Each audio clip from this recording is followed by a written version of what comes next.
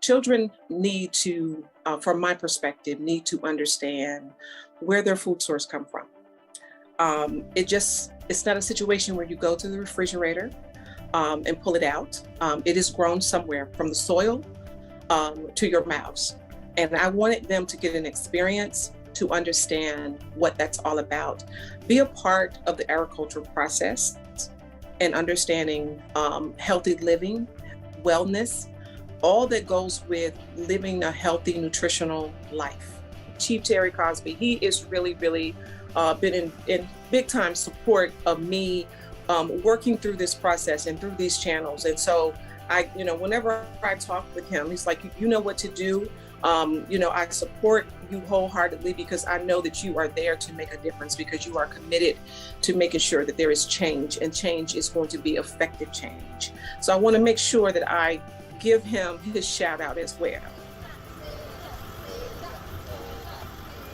High school and college students participating in the AMPS Entrepreneurship Leadership Institute retreat, gearing up for some hands-on experience. They came in chanting at Seja Farms, which is where they've come to learn about the agriculture industry. But they are about to experience something unexpected. Like I said today, because I'm going to cover it again, today we're going to be on the farm here. We're going to learn about what farmers do. We're going to have a panel discussion with some of the farmers and some of the advocates, and they're going to talk to you about what they do and what some of their challenges are. And then we're going to figure out exactly how we can help or how we can solve issues. Before we start the panel, just remember one of the biggest things on why you're here for the weekend is to build relationships, right? So the folks on the panel, Yvette Brown, her husband, get their numbers. You never know where it's going to lead. It's all about building relationships, and we don't come into a relationship asking for something. You find it hard to narrow down which months have the most rain, so you can start storing water from then, so you won't have to struggle so much with the drought. Climate change has impacted the territory, the Caribbean, tremendously. Our weather capacity has changed. We are no longer, we could have sat down and make a schedule based on when we knew we were going to have our rain, when it's our rainy season, when we could do this, and then we could do that. Now, we don't know. We have been for the past, I think, 10 years facing drought every year. We go through drought process right now. That is abnormal for us. Not long after that statement, reality struck. This is a challenge. This was not normal for us. So we have to face it. This is precisely why AMPS Institute and the USDA Natural Resources Conservation Services teamed up to generate youth entrepreneurship surrounding conservation. Important, big question. What's the problem you're solving? We're solving the fact that the islands go through droughts every year, and this leads to the fact that we have no food, and being able to have our own source of water for all the farms makes us, what's the word? We depend on our, okay, so we can self-sufficient, yeah. For us, in our agency, this kind of activity and this kind of collaboration is very, very, very important, because we depend on this kind of activity to spread the word and to try to bring more young people into the agricultural businesses. This program is the brainchild of CEO and founder James AMPS of AMPS International, who gives high school and college students a hands-on introduction into different industries at no cost to them, then creates a pitch competition out of it for a cash investment. Co-owner of Seja Farms, Dale Brown. James AMPS knows the best way to build a business is to solve a problem, which is why these farmers came to share their struggles. I'm growing what you want that is available and best grown at that particular time. The consumer will take it. The issue we are having though in this business is that there's not enough local food consumption. My name is Frank Bermudez. I am the owner and operator of the Senecal farm down the street here. I actually have about 100 head of cattle right now. The greatest challenge would be having to face drought when there's no food on the island, there's no food in the farm. I have to struggle. Whether it is cutting tree limbs or whether it is cutting and bringing home whatever dry grass I can have to feed them something, and hopefully have enough of water where they can drink and provide shade so they can survive. And what we do is we talk about food security, food sovereignty, and sustainability. So my whole job is to talk about agriculture, to talk about farmers, to talk to farmers and help make their issues more visible to people in the community, to people in policy, to people nationally, so we could try to drive resources and solutions to help farmers do what they do best, which is grow food, and also make it feasible for them to grow foods, right, so that their businesses grow. I think today is going great. We're here at Sage Out Farms, and they had a panel of farmers that they talked to, and they found some of the challenges that they had. It was a great conversation, and the USDA-NRCS leader was here as well. And then they broke up into teams now, and they're figuring out how to put their business plans together. That's what they're going to begin to do now, and for the rest of today and tonight, all the way up to 11 o'clock, and even until tomorrow. So they're having a great time, they're learning a lot, and they're working together with people that they don't know. And that's really the biggest thing that we wanted them to do, and that's what they're doing right now. Sage of Farms is not only a place for cultivating crops, but educating the community about agribusiness and agritourism. This farm is wired for instructional purposes, laptops and all. Research and development, R&D. Very simple. You gotta do market research. Who does what you do? Or are they doing something similar to what you do? Once you know who they are, then you gotta figure out how are you different? What makes you so unique? What's your competitive advantage compared to others? What's your USP, right? Your unique selling. Start Googling what you're looking for. And somebody's probably already doing it. And if they're already doing it, how can you improve that? So how does the island now get water? How do they get fresh water? You all want to improve on that? Is that what it is? Yeah, okay, so now how do we improve on it? But let's find out how they're doing it now. Because if you're doing the same things, like it doesn't matter. But if you're improving on what's going on, then everybody wants to go. Not only are we farmers, but we are advocates for other small farmers throughout the community. It is important that we as a community, surrounded by waters, depend on shipment of food, develop a food system.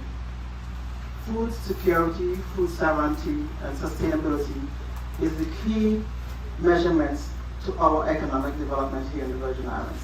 Unfortunately, we import 98% of what we eat. That means the Virgin Islands depends on someone else to keep us alive. It's smelling good, so I had to come inside to see what was cooking.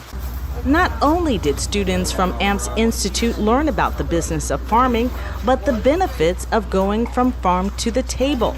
A full kitchen allows Sage of Farms to cater to guests and build their reputation for agritourism. After their meal, it was back to work. This time in the classrooms at the University of the Virgin Islands. It was time to take what they've learned from the farms and build a business around it. Hi, my name is Kayla Baloo. Hi, I'm Malia. Hi, I'm Tiara. Hi, I'm Tiara. Oh. So there are a lot of things that young people can utilize as well as the technology, some of these new apps, and help provide services to these farmers, especially in record keeping, accounting, in marketing, using digitization to market farmers' commodities.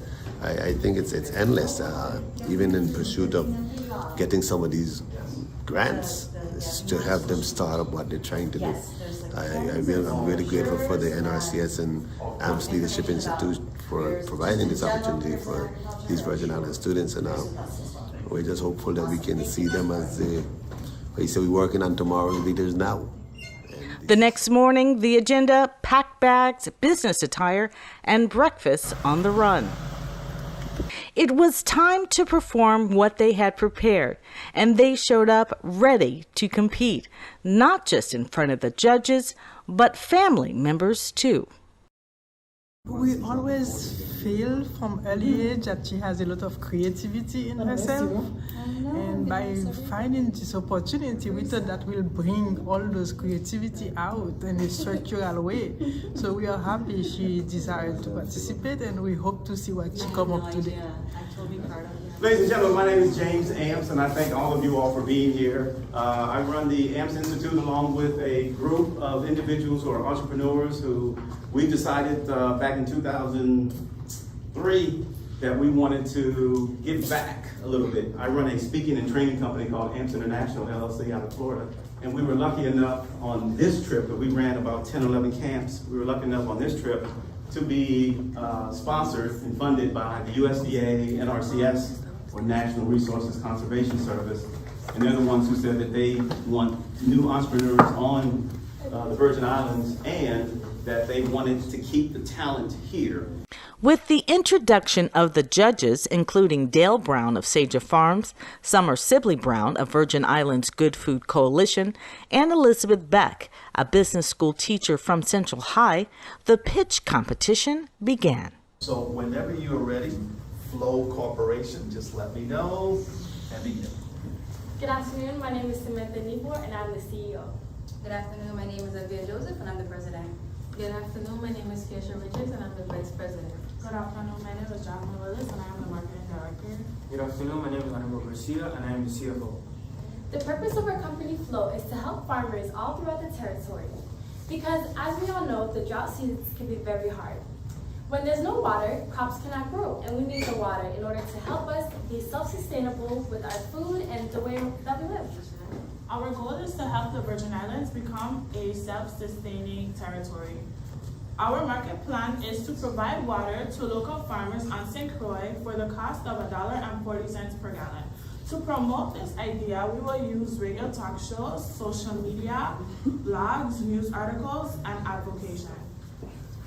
Introducing Farmers Flowers, we will work alongside farmers to grow flowers and sell them to local consumers. We'll be using local farmers' unwanted plants and flowers to make bouquets. We also will be partnering with beekeepers to pollinate our flowers and help grow crops. Our nonprofit organization has launched an app that connects farmers to farmers.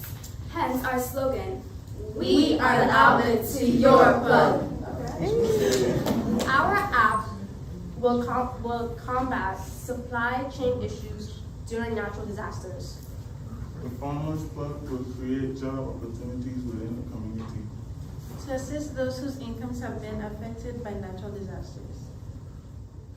Good afternoon, everyone. My name is Annabelle Garcia. My name is Amir Norman. Kisara Nelson, Yvonne Paris, and Alexander Palavon. Did you know that 95% of produce consumed in the U.S. Virgin Islands isn't actually locally grown? It's imported. To put this simply, this means that we rely on others to survive. We have devised that the main reason for this statistic is that farmers aren't getting their name out there, and therefore they're becoming an invisible figure to their community. That's why we have created CTF, also known as Cultivating the Future, a partnership service-based business company, company that specializes in marketing services, solution strategies, and connection. Licenses we're looking at right now would be the business license and further down the road a farmer's license. So our total would be $2,500. Where we are going to promote agricultural stories of the Virgin Islands, as well as showcase our clients and showcase what they're doing and showcase what we're helping them with to really tell their story. Because as we've learned this weekend, story sells. And so the charge we left with was, what if tomorrow where they were given money could actually happen? Because all of you, and this is important, all of you presented real answers to real problems that need solving. Not one of them is guessing.